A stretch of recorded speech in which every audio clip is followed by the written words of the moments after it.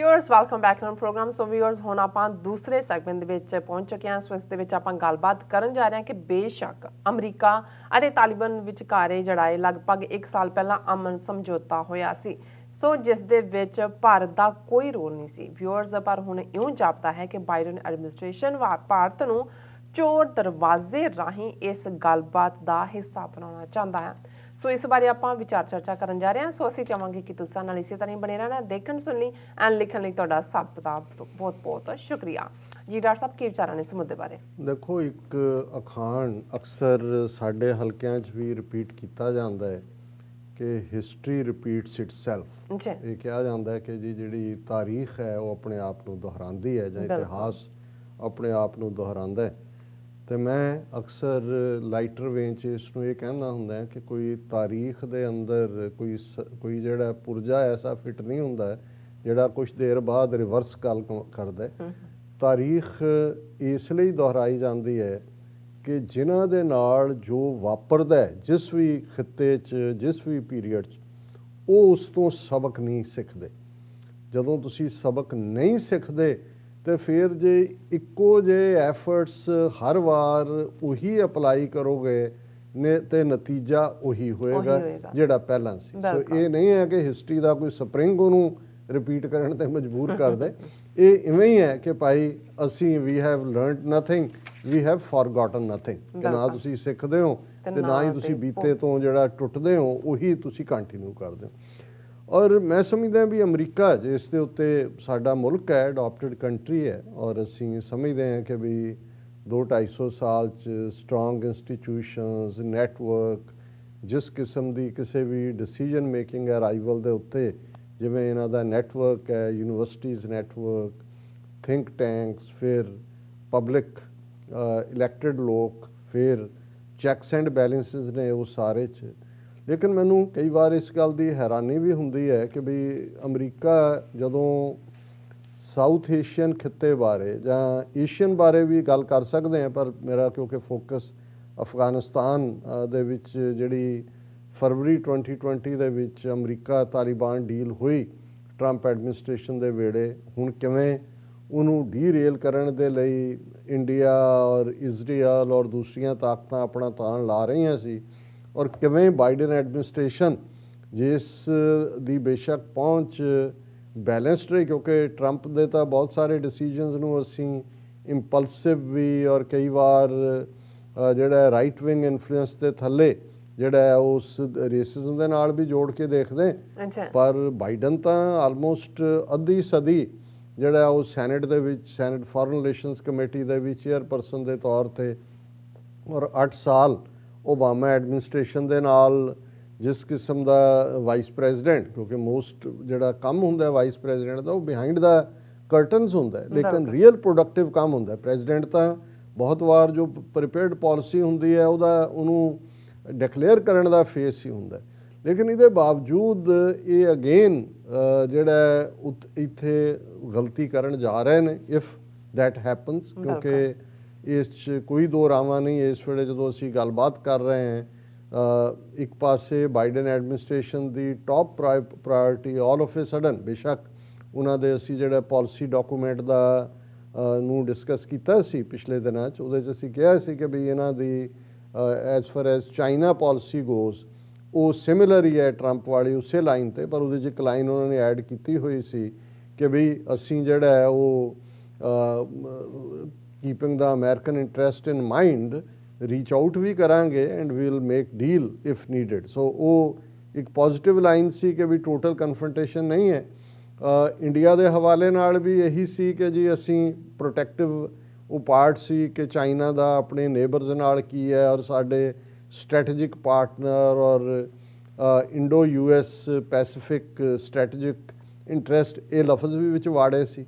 पर फिर भी ये लगता सी भी चलो क्योंकि इंडिया का उन्ना हिस्सा चीन दे नाल उसनूं चीन नूं कंटेन करने दे लिए वरतना चाहुंदे ने, और हुण जिस एग्रैसिवनैस दे नाल क्वाड और अमरीका दे जिहड़े ने सैकटरी डिफेंस जा भी रहे ने इंडिया, और ये क्वाड दे उत्ते जिहदे च कि ज़ाहिर है कि आस्ट्रेलिया भी है और अमरीका भी है, जापान भी है, ਇੰਡੀਆ ਵੀ ਹੈ, ਉਹਨਾਂ ਸਾਰਿਆਂ ਦੀ ਮੀਟਿੰਗ ਕਰਾਉਣਾ। ਔਰ ਦੂਜਾ ਇਹਦਾ ਮਤਲਬ ਇਹ ਹੈ ਵੀ ਚੀਨ ਦੇ ਮਾਮਲੇ 'ਚ ਵੀ ਇੱਕ ਸੀ ਕਿ ਪਾਲਿਸੀ ਤੁਸੀਂ ਉਹੀ ਰੱਖੋਗੇ, ਪਰ ਇੱਕ ਲੇ ਬੈਕ ਪੋਜੀਸ਼ਨ ਹੈ, ਤੁਸੀਂ ਇਮੀਡੀਏਟ ਪ੍ਰੋਵੋਕ ਨਹੀਂ ਕਰੋਗੇ, ਕੁਝ ਚੀਜ਼ਾਂ ਜਿਹੜੀਆਂ ਬਿਨਾਂ ਕਨਫਰੰਟੇਸ਼ਨ ਤੋਂ ਸੈਟਲ ਹੋ ਸਕਦੀਆਂ ਕਰੋਗੇ। ਪਰ ਇਹ ਲੱਗਦਾ ਵੀ ਉਸ ਮਾਮਲੇ 'ਚ ਵੀ ਅਮਰੀਕਾ ਨੇ, ਜੇ ਕੁਆਡ ਦਾ ਮਤਲਬ ਹੈ ਕਿ ਚਾਈਨਾ ਨੂੰ ਪ੍ਰੋਵੋਕ ਕਰਨਾ, ਉਹ ਐਗਰੈਸਿਵ ਸਟੈਂਸ ਹੈ। ਪਰ ਉਹ ਤਾਂ ਚਾਈਨਾ ਬੈਟਰ ਜਾਣਦਾ ਵੀ ਉਹਨੇ ਕਿਵੇਂ ਹੈਂਡਲ ਕਰਨੇ। ਸਾਡਾ ਕੰਸਰਨ ਅਫਗਾਨਿਸਤਾਨ, ਬਿਲਕੁਲ ਹੁਣ ਇਹਦੇ 'ਚ ਕੋਈ ਦੋ ਰਾਵਾਂ ਨਹੀਂ ਨੇ ਕਿ ਅਫਗਾਨਿਸਤਾਨ ਜਿੱਥੇ ਅਮਰੀਕਾ ਦੀ ਹਿਸਟਰੀ ਦੀ ਲੌਂਗੈਸਟ ਬੈਟਲ ਆਲਮੋਸਟ, ਜੇ ਤੁਸੀਂ 9/11 ਤੋਂ ਬਾਅਦ ਦੇਖਦੇ ਹੋ ਤੇ ਹੁਣ ਆਲਮੋਸਟ 20 ਸਾਲ ਹੋ ਗਏ ਨੇ, 20+ ਉੱਥੇ ਫਸੇ ਹੋਏ ਨੇ। ਇਹਦੇ 'ਚ ਵੀ ਕੋਈ ਸ਼ੱਕ ਨਹੀਂ ਕਿ ਜੇ ਟਰੰਪ ਐਡਮਿਨਿਸਟ੍ਰੇਸ਼ਨ ਨੇ ਫਾਈਨਲੀ ਇਹ ਡੀਲ, ਹਾਲਾਂਕਿ ਇਹ ਟਰੰਪ ਤੋਂ ਪਹਿਲਾਂ mister ਜ਼ਲਮੇ Khalilzad as a special ਐਨਵੋਏ ਜਿਹੜਾ ਬਣਾਇਆ ਸੀ, ਓਬਾਮਾ ਦੇ ਦਿਨਾਂ ਤੋਂ ਹੀ ਚੱਲ ਰਿਹਾ ਸੀ ਗੱਲਬਾਤ। ਔਰ ਅਫਗਾਨ ਓਰੀਜਨ ਦਾ ਹੈ, ਪਾਕਿਸਤਾਨ ਪ੍ਰਤੀ ਹੋਸਟਾਈਲ ਅਪਰੋਚ ਰਹੀ ਹੈ ਇਹਦੀ, ਇੰਡੀਆ ਦੋਸਤ ਨੂੰ ਮੰਨਿਆ ਜਾਂਦਾ। ਲੇਕਿਨ ਅਲਟੀਮੇਟਲੀ ਗਰਾਊਂਡ ਹਕੀਕਤ ਨੂੰ ਤਾਂ ਤੁਸੀਂ ਡਿਨਾਈ ਨਹੀਂ ਕਰ ਸਕਦੇ ਕਿ ਜੇ 65 ਤੋਂ 70% ਟੈਰੀਟੋਰੀ ਤਾਲਿਬਾਨ ਦੇ ਕੋਲ ਹੈ, ਇਹਦੇ ਬਾਵਜੂਦ ਬੇਸ਼ੱਕ ਹੁਣ ਅਮਰੀਕਾ ਦੇ ਸਿਰਫ ਉੱਥੇ 2500 ਸੋਲਜਰ ਬੈਠੇ ਨੇ, ਪਰ ਨੈਟਵਰਕ ਹੈ, ਨੈਟੋ ਦੇ ਬੈਠੇ ਹੋਏ ਨੇ ਹਜ਼ਾਰਾਂ ਦੀ ਗਿਣਤੀ 'ਚ। ਔਰ ਪੂਰਾ ਜਿੱਥੇ ਉਹਨਾਂ ਨੇ 2-3 ਲੱਖ ਜਿਹੜੀ ਅਮਰੀਕਨ ਜਿਹੜੇ ਅਫਗਾਨ ਫੋਰਸਿਸ ਨੇ, ਸਿਕਿਉਰਿਟੀ ਫੋਰਸਿਸ, ਉਹਨਾਂ ਨੂੰ ਟ੍ਰੇਨਡ ਕੀਤਾ ਹੈ। ਲੋਟ ਆਫ ਮਨੀ ਅੱਜ ਵੀ ਪੰਪ ਹੋ ਰਹੀ ਹੈ। ਔਰ ਅਜੇ ਤਾਲਿਬਾਨ ਨੇ ਆਪਣੇ ਅਸਲੀ ਰੰਗ, ਜਿਵੇਂ ਅਸੀਂ ਡਿਸਕਸ ਕੀਤਾ ਸੀ, ਉਹਨਾਂ ਨੇ ਅਮਰੀਕਾ ਨੂੰ ਇਹ ਕਿਹਾ ਜਦੋਂ ਇਹਨਾਂ ਨੇ ਹੁਣ ਪੈਰ ਖਿਸਕਾਣੇ ਸ਼ੁਰੂ ਕੀਤੇ ਹੋਏ ਨੇ ਕਿ ਭਾਈ ਹੁਣ ਸਾਡੇ ਕੋਲ ਡਰੋਨ ਟੈਕਨੋਲੋਜੀ ਵੀ ਹੈ, ਮਿਸਲ ਟੈਕਨੋਲੋਜੀ ਵੀ ਹੈ, ਤੇ ਜੇ ਇਹ ਤੁਸੀਂ ਨਹੀਂ ਕਰੋਗੇ, ਜੰਗ ਹੁੰਦੀ ਹੈ ਦੁਬਾਰਾ, ਫਿਰ ਅਸੀਂ ਤੁਹਾਨੂੰ ਉਹ ਕੁਝ ਦਿਖਾਵਾਂਗੇ ਜਿਹੜਾ ਤੁਹਾਨੂੰ ਫਿਰ ਹੈਰਾਨੀ 'ਚ ਔਰ ਪਰੇਸ਼ਾਨੀ 'ਚ ਪਾਏਗਾ।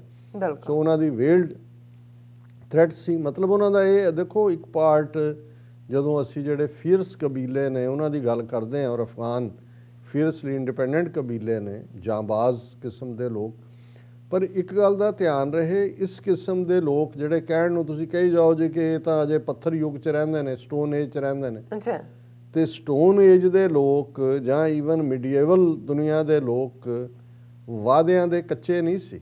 ਇਹਨਾਂ ਦੀ ਜੋ ਕਹਿੰਦੇ ਨੇ ਉਸ ਦੇ ਉੱਤੇ ਖਲੋਂਦੇ ਨੇ, ਔਰ ਜੇ ਇਕਰਾਰ ਕਰਦੇ ਨੇ ਉਸ ਨੂੰ ਨਿਭਾਉਣ ਦੇ ਲਈ ਆਪਣੇ ਜੀ ਜਾਨ ਵੀ ਲਾਉਂਦੇ ਨੇ। ਇਹ ਸੋ ਕਾਲਡ ਅੱਜ ਦੀ ਇਸ ਮਾਡਰਨ ਵਾਰਫੇਅਰ ਵਾਲੇ ਔਰ ਇਹ ਮੋਸਟ ਡਿਵੈਲਪਡ ਆਪਣੇ ਆਪ ਨੂੰ ਕਹਿਣ ਵਾਲੇ ਮੁਲਕਾਂ ਦਾ ਹੀ ਹੈ ਕਿ ਉਹ ਸੰਧੀਆਂ ਹੀ ਇਸ ਲਈ ਕਰਦੇ ਨੇ, ਟ੍ਰੀਟੀਜ਼ ਹੀ ਇਸ ਲਈ ਕਰਦੇ ਨੇ ਕਿ ਉਹਨਾਂ ਨੂੰ ਤੋੜਨਾ ਕਿਵੇਂ। ਔਰ ਅਸੀਂ ਸਮਝਦੇ ਹਾਂ ਕਿ ਜੇ ਤਾਲਿਬਾਨ ਨੇ ਇਹ ਜੋ ਫਰਵਰੀ ਦੇ ਵਿੱਚ 2020 'ਚ ਐਗਰੀਮੈਂਟ ਕੀਤਾ, ਉਹਨਾਂ ਨੇ, ਕਿਉਂਕਿ ਅਫਗਾਨ ਸਰਕਾਰ ਉਹ ਅਬਦੁੱਲਾ ਹੋਏ, ਅਸ਼ਰਫ ਗਨੀ ਹੋਏ, ਸਭ ਤੋਂ ਪਹਿਲੇ ਡਿਟਰੈਕਟਰਸ ਉਹ ਸੀ। ਤਾਲਿਬਾਨ ਨੇ ਆਪਣੇ ਕੰਟਰੋਲ ਵਾਲੇ ਉਹਨਾਂ ਦੇ ਬੰਦੇ ਛੱਡੇ ਜਿਹੜੇ ਇਹਨਾਂ ਦੇ ਪ੍ਰਿਜ਼ਨਰ ਸੀ।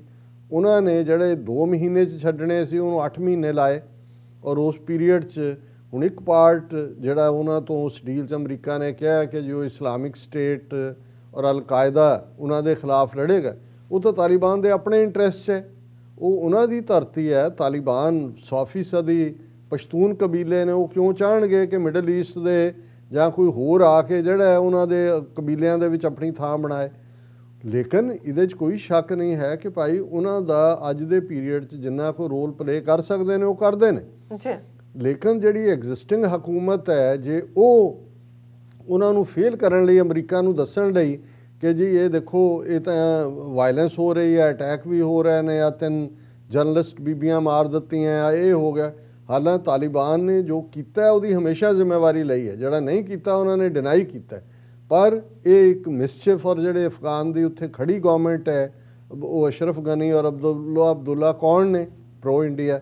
ਬਿਲਕੁਲ। ਹੁਣ ਮੈਨੂੰ ਕਈ ਵਾਰੀ ਸਮਝ ਨਹੀਂ ਆਉਂਦੀ ਨਾ ਹਿੰਦੂ ਤਵੀਆਂ ਦੀ, ਇੱਕ ਪਾਸੇ ਤਾਂ ਜਦੋਂ ਉਹ ਆਪਣੇ ਹਿੰਦੂ ਹੈਰੀਟੇਜ ਦੀ ਗੱਲ ਕਰਦੇ ਨੇ ਤੇ ਫਿਰ ਉਹ ਕਹਿਣਗੇ ਜੀ ਅਫਗਾਨਾਂ ਨਾਲ ਸਾਡਾ ਪੁਰਾਣਾ ਰਿਸ਼ਤਾ, ਤਹਿਜ਼ੀਬੀ ਰਿਸ਼ਤਾ ਫਲਾਣਾ। ਹੁਣ ਮਹਿਮੂਦ ਗਜ਼ਨਵੀ ਜਾਂ ਮੁਹੰਮਦ ਗੌਰੀ ਜਾਂ ਨਾਦਰ ਸ਼ਾਹ ਜਾਂ ਅਹਿਮਦ ਸ਼ਾਹ ਅਬਦਾਲੀ, ਉਹ ਲਾਹੌਰੋਂ ਆਇਆ ਸੀ, ਇਸਲਾਮਾਬਾਦ ਤੋਂ ਆਇਆ ਸੀ, ਉਹ कराची तो आया सी, उत्थों ही आया सी जिस अफगानिस्तान ਨੂੰ ਤੁਸੀਂ ਜਿਹੜਾ ਹੈ ਉਹ ਵਰਤਣਾ ਚਾਹੁੰਦੇ ਹੋ, ਉਹਨਾਂ ਨੂੰ ਗੁੰਮਰਾਹ ਕਰਦੇ ਹੋ। ਉੱਥੇ ਆਪਣੇ ਸੈੱਲ ਰਾਹ ਨੇ ਕਾਇਮ ਕੀਤੇ ਹੋਏ ਨੇ ਕਿਉਂਕਿ ਤੁਸੀਂ ਪਾਕਿਸਤਾਨ ਨੂੰ ਡੀਸਟੈਬਲਾਈਜ਼ ਕਰਨਾ ਚਾਹੁੰਦੇ ਹੋ।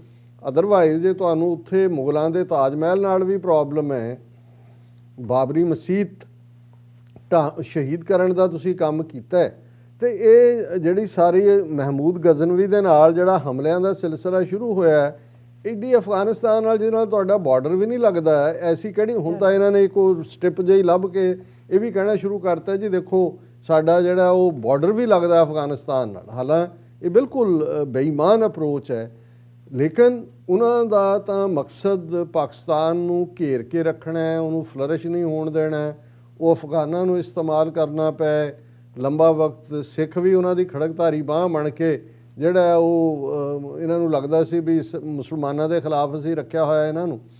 ਲੇਕਿਨ ਇਹ ਜਦੋਂ ਇੱਕ ਵਾਰ ਤੁਸੀਂ ਸਮਝੌਤਾ ਸਟ੍ਰਾਈਕ ਕਰ ਲੈਂਦੇ ਹੋ, ਲੱਗਦਾ ਸੀ ਕਿ ਅਮਰੀਕਨਾਂ ਨੇ ਜਿਹਨੂੰ ਕਹਿੰਦੇ ਨੇ ਕਿ finally wisdom has prevailed on them, ਕਿ ਵੀ ਉਹਨਾਂ ਨੇ ਅਕਲ ਨੂੰ ਹੱਥ ਮਾਰਿਆ ਕਿ ਵੀ ਨਹੀਂ ਇੱਥੇ ਇਸ ਥਾਂ ਦੇ ਉੱਤੇ ਸੋਵੀਅਤ ਯੂਨੀਅਨ ਦੀ ਕਬਰ ਬਣੀ, ਬ੍ਰਿਟਿਸ਼ ਐਮਪਾਇਰ ਹਾਰਿਆ ਸਿੰਸ ਦਾ ਡੇਜ਼ ਜਿਹਨੂੰ ਕਹਿੰਦੇ ਨੇ ਫਰਮ ਅਨਨੋਨ ਟਾਈਮਸ, ਇੱਥੋਂ ਕੋਈ ਜਿੱਤ ਕੇ ਨਹੀਂ ਗਿਆ ਹੈ ਕਿ ਭਾਈ ਇਹਨਾਂ ਨੇ ਦੇਖਿਆ ਕਿ ਵੀ ਚਲੋ ਫੇਸ ਮਿਲਦਾ ਨਿਕਲ ਜਾਓ। ਪਰ ਹੁਣ ਜਿਹੜੀ ਖਬਰ ਅੱਜ ਪ੍ਰੋਮੀਨੈਂਟਲੀ ਸਾਰੇ ਪਾਸੇ ਡਿਸਕਸ ਹੋ ਰਹੀ ਹੈ, ਬਹੁਤ ਸਾਰੇ ਟਾਕ ਸ਼ੋਜ਼ ਨੇ ਵੀ, ਅਫਗਾਨਿਸਤਾਨ ਵਾਲਿਆਂ ਦੀ ਇੱਕ ਨਿਊਜ਼ ਏਜੰਸੀ ਹੈ ਟੋਲੋ, ਅੱਛਾ, ਉਹਨਾਂ ਨੇ ਇੱਕ ਜਿਹੜਾ ਸੀਕ੍ਰੇਟ ਲੈਟਰ ਸੀ ਕਿ ਉਹਨਾਂ ਹੱਥ ਕਿਵੇਂ ਆਇਆ ਜਾਂ ਡੈਲੀਬਰੇਟਲੀ ਜਿਹੜਾ ਇੰਡੀਅਨ ਏਜੰਸੀਜ਼ ਔਰ ਇਹਨਾਂ ਦੀਆਂ ਵੀ ਵਿੱਚੋਂ ਲੱਗੇ ਹੋਣੇ ਨੇ ਜਿਹੜੇ ਨਹੀਂ ਚਾਹੁੰਦੇ, ਕਿਉਂਕਿ ਜੇ ਉੱਥੋਂ ਜੰਗ ਬੰਦ ਹੁੰਦੀ ਹੈ ਇੱਥੇ ਜਿਹੜੇ ਪੈਂਟਾਗਨ 'ਚ ਬੈਠੇ ਜਿਹੜੇ ਇਹਨਾਂ ਦੇ ਯਾਰ ਬਾਦਸ਼ਾਹ ਠੇਕੇਦਾਰ ਦੂਜੇ ਤੀਜੇ ਬਿਲੀਅਨਸ ਆਫ ਡਾਲਰਸ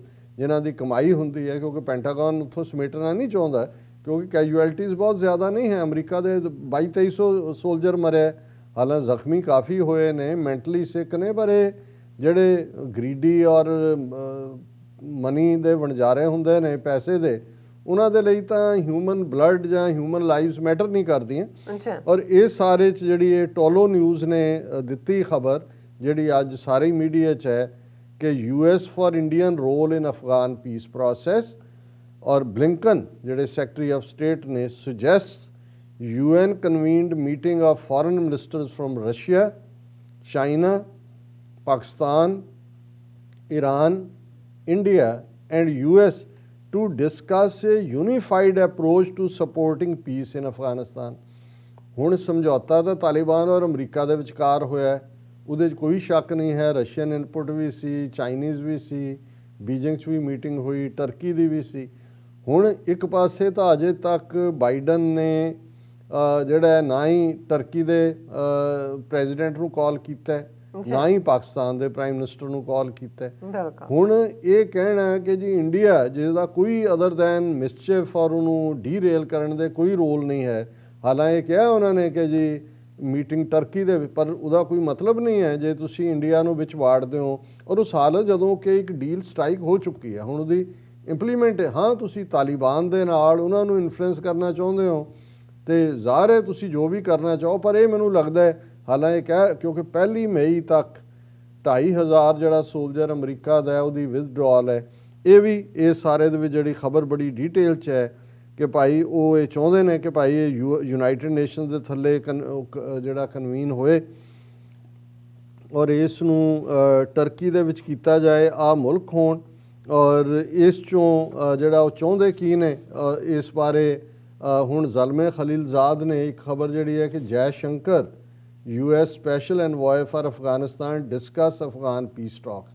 ਹੁਣ ਜਿਹੜਾ ਐਨਵॉय ਹੈ ਉਹ ਇਹਦੇ ਨਾਲ ਗੱਲ ਵੀ ਕਰ ਰਿਹਾ ਹੈ ਫੋਰਨ ਮਿਨਿਸਟਰ ਇੰਡੀਆ ਦੇ ਜੈ ਸ਼ੰਕਰ ਦੇ ਨਾਲ। ਹੁਣ ਇਹ ਜਿਹੜੀਆਂ ਪ੍ਰਪੋਜ਼ਲਸ ਨੇ ਉਹਨਾਂ 'ਚ 3 ਏਰੀਆ ਉਹਨਾਂ ਨੇ ਕਿਹਾ ਕਿ that need to be sorted out between the warring parties. First, the foundational principles that will guide Afghanistan's future constitutional and governing arrangement। ਹੁਣ ਉਹ ਤਾਲਿਬਾਨ ਜਿਨ੍ਹਾਂ ਨੇ ਆਪਣੇ ਬਲਬੂਤੇ ਤੇ 70% ਟੈਰੀਟਰੀ ਖੋਈ ਹੋਈ ਹੈ, ਉਹ ਵੇਟ ਕਰ ਰਹੇ ਨੇ। ਹੁਣ ਵਿੰਟਰ ਖਤਮ ਹੋ ਰਹੀ ਹੈ, ਉਹ ਜਦੋਂ ਮਰਜ਼ੀ ਕਾਬਲ ਦੇ ਉੱਤੇ ਧਾਵਾ ਬੋਲ ਸਕਦੇ ਨੇ। ਉਹਨਾਂ ਨੂੰ ਇਹ ਦੱਸਣਾ ਚਾਹੁੰਦੇ ਨੇ ਜੀ ਜਦੋਂ ਅਸੀਂ ਨਿਕਲੀਏ ਤੁਸੀਂ ਕਿਹੜਾ ਕਨਸਟੀਟਿਊਸ਼ਨ ਬਣਾਓ, ਉਹਦੇ 'ਚ ਇੰਨੇ ਮੈਂਬਰ 7 ਜਿਹੜੇ ਨੇ ਉਹ ਤੁਹਾਡੇ ਹੋਣ, 7 ਗਵਰਨਮੈਂਟ ਦੇ ਹੋਣ, ਇੱਕ ਪ੍ਰੈਜ਼ੀਡੈਂਟ ਯਾਨੀ ਉਹਦੇ 'ਚ ਵੀ ਜਿਹੜਾ ਹੈ ਉਹਨਾਂ ਨੂੰ ਅੰਡਰਵੇਟ ਰੱਖ ਕੇ ਤਾਲਿਬਾਨ ਨੂੰ, ਔਰ ਉਸ ਸਾਰੇ ਦੇ ਵਿੱਚ ਤੁਸੀਂ ਇਹ ਐਗਰੀ ਕਰੋ ਕਿ ਜੀ ਫਲਾਣਿਆਂ ਦੇ ਕੀ ਰਾਈਟ ਹੋਣਗੇ, ਢਿਮਕਿਆਂ ਦੇ ਕੀ ਹੋਣਗੇ, ਵੀ ਤੁਸੀਂ ਉਹਨਾਂ ਨੂੰ ਦੱਸੋਗੇ ਜਿਹੜੇ ਆਲਰੇਡੀ ਉੱਥੋਂ ਦੇ ਰਹਿਣ ਵਾਲੇ ਵੀ ਨੇ, ਮਾਲਕ ਵੀ ਨੇ, ਔਰ ਉਹਨਾਂ ਨੇ ਆਪਣੇ ਬਾਹੂਬਲ ਦੇ ਨਾਲ ਜਿੱਤਿਆ ਵੀ ਹੈ। ਫਿਰ ਦੂਸਰਾ ਇਹ road map to a new inclusive government, ਇੱਕ ਰੋਡ ਮੈਪ ਦੱਸੋ ਜੀ ਕਿ ਉਸ ਗਵਰਨਮੈਂਟ 'ਚ ਤੁਸੀਂ ਬਾਕੀ ਕਬੀਲਿਆਂ ਨੂੰ, ਉਸ ਜਿਹੜੇ ਨੇ ਤਾਜ਼ਕਾਂ ਨੂੰ, ਉਜ਼ਬੈਕਾਂ ਨੂੰ, ਹਜ਼ਾਰਿਆਂ ਨੂੰ ਔਰ ਦੂਸਰਿਆਂ ਨੂੰ ਕੀ ਥਾਂ ਦਿਓਗੇ, ਇਹਦਾ ਰੋਡ ਮੈਪ ਵੀ ਦੱਸੋ।